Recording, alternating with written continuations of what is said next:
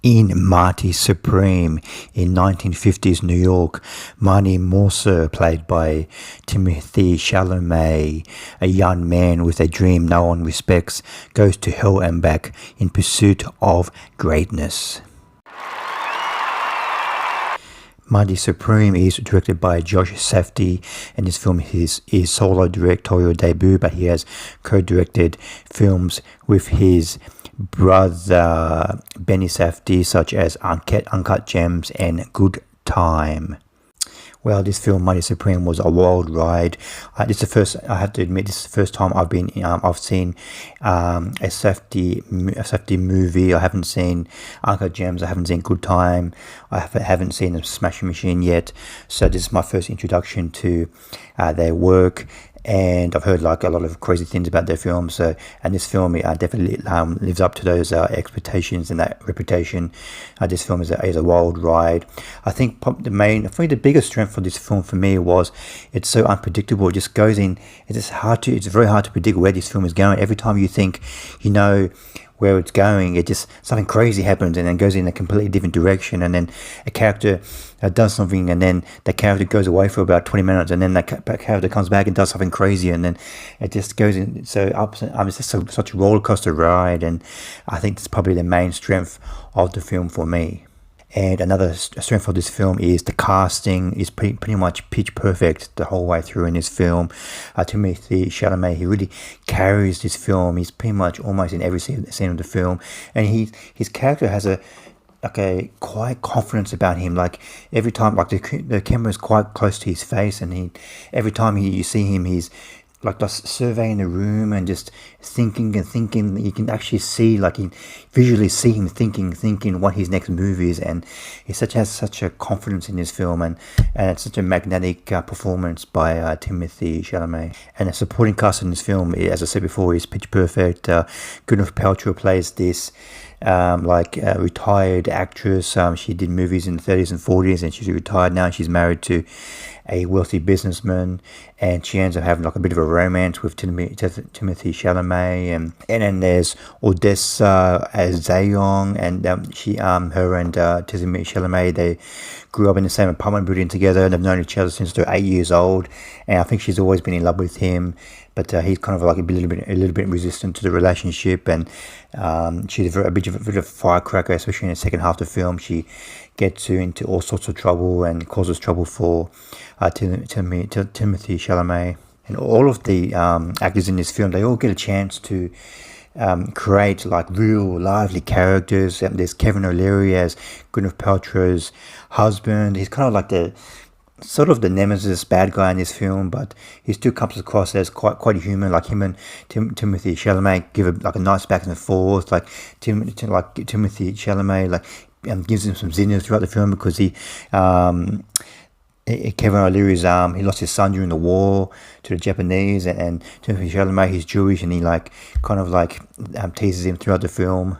And some other performances are Tyler the Creator as one of Marty Supreme's friends, and also I wasn't quite sure who it was, but there's this very kind of like underworld type figure in the film, mainly in the second half of the film, and I didn't know who it was, and then I was just looking up the cast for this film for this review, and it's the director Abel Ferrara. I had no idea who was him, so he gives like a very magnetic performance in this film. He plays, because in about halfway through the film, Marty Supreme, he is running away from the cops, and he hides into some garbage to hide away from the cops, and then he gets his friend Tyler the Creator to help him go to a hotel room to have a shower, and in this hotel he meets Abel Ferrara, and they both go into separate hotel rooms, and then when Marty Supreme's having a shower, the bathtub literally goes through the floors. It's a very, very cheap hotel, probably the cheapest hotel you can think of, and in a slum area. And the bathtub goes through the wall and lands on top of Abel Ferrara, and then breaks his arm. And then of course Abel Ferrara's washing his dog who's covered in shit, and it's a lot of strange things happen in this film.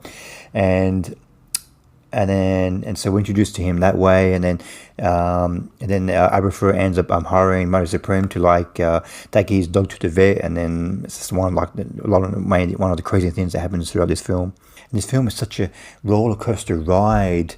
It's just sometimes some scenes you just holding your breath, and then there's a stretch in the middle of the film where there's like 3 or 4 or 5 scenes just roller coaster, and you got in your heart and your stomach. It's like, what's going to happen? Marty Supreme, as I said before, he's running away from the cops, and then he gets his friend to take him to the hotel, and then he meets Abel Ferrara, and then he has to take the dog to the vet, and then they end up going to this bowling alley, and I'm conning some guys, hustling them into pretending that he's not a good ping pong player, and then he ends up hustling some money from these guys, and then they're running away from these guys, and then they lose a dog, and then there's this big fire, and then there's just a big stretch of 4 or 5 scenes that are just so unrelenting. So while I did enjoy this film a lot, and I don't want to spoil everything that happens in this film because it's such a wild ride, but